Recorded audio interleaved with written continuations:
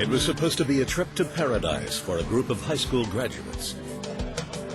But one of them never came home. I knew instantly that something terrible had happened. Now it's one of the most famous mysteries in the world. The disappearance of Natalee Holloway. Do you have the evidence against them? There have been hundreds of leads, 3 prominent arrests, and even a questionable confession. I'm telling you honestly, I know what happened to that girl. And yet to date, no one has been charged. People pour their hearts out, don't they? Tonight we talk to those closest to the case. A mother. Time and time again, hope always defeated hopelessness. A prosecutor. Believe that she's dead. You are concentrating on wanting to search out there. That's correct. An underwater crime scene investigator. And a never-before-interviewed Aruban investigator. To try and put the pieces of the puzzle together and understand what happened to this case. And to Natalee Holloway.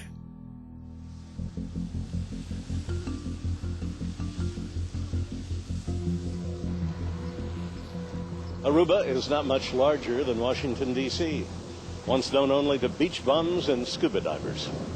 Now it's very popular with tourists because of the sun and the trade winds. But in 2005, it was thrust into the international media spotlight when Natalee Holloway disappeared from its shores. For nearly 3 years, it seems the whole world was watching what was going on here with no resolution. What went wrong here? What went wrong with the investigation? Will Natalee Holloway ever have justice? Or, for that matter, will a woman who lives 1,500 miles away in Alabama ever have justice? Rituals of teenage years. Senior dance picture. In May of 2005, Natalee Holloway was a senior at Mountain Brook High School, a straight-A student who made her mother, Beth, very proud.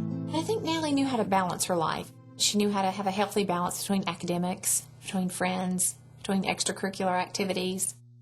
She'd received several scholarships from the University of Alabama. They were equivalent of a full ride. On May 20th, the 18-year-old graduated with honors, excited about her upcoming plans. Graduation day was busy, of course, all the relatives coming in. Very exciting time. You know, we knew just around the corner was our trip, this long-awaited graduation adventure to Aruba. Natalee and 124 classmates would enjoy their first taste of freedom, spending 5 days under the Caribbean sun. Just 6 days after graduation, Natalee was packed and ready to go. The last time I saw Natalee was early in the morning. It was about 4 a.m. Beth took her daughter to a friend's house and said goodbye. Final words, have a great time. You deserve it, and you worked really hard, and I'm proud of you, and have a wonderful time. This is your reward. Yeah. What we were thinking coming into this was that it seems almost so safe, as that, what could go wrong on just a small island? And so it began, a ritual of spring. But this time, things would end differently.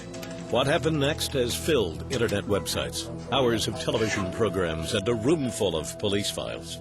Natalee Holloway vanished, and the investigation into her disappearance went haywire. The examination of how it went wrong starts with the crucial hours leading up to her disappearance. It was Natalee's last night in paradise, and along with friends, she would end up at a popular bar in the city center, about 5 miles from her hotel.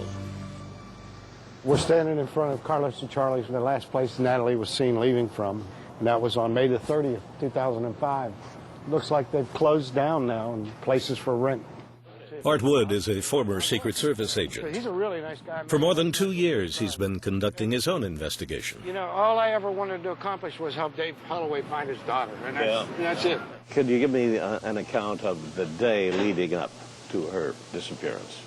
The kids were out there partying. They were drinking. They were having a good time. Some of them wanted to go to the casino.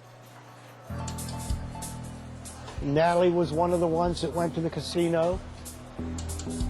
At the blackjack table, the Alabama teens met a young man named Yoren. According to Natalee's friends, he said he was 19 and visiting from Holland. He came from the poker room, sat down, and he told them he would help them try to win their money back. The high school graduates took full advantage of Aruba's 18-year-old drinking and gambling age. I interviewed the pit boss for that blackjack table, and he told me that Natalee and her friends were all drinking. Just after 10 p.m., the Alabama girls left the casino, but not before inviting Yoren to join them at their next stop. When they left, Yoren called his friends. He called Deepak and Satish and invited them to Carlos and Charlie's. Deepak and Satish Kalpoe, brothers originally from Suriname, now living on Aruba. About an hour before closing time, Yoren and the Kalpoe brothers showed up at the bar. Inside, the Alabama grads were celebrating their last night in paradise, drinking and dancing, as was Natalee Holloway. We know that he bought her a drink, Bacardi 151. So I'm not going to sit here and tell anybody that Natalee wasn't impaired. I believe that all of them were.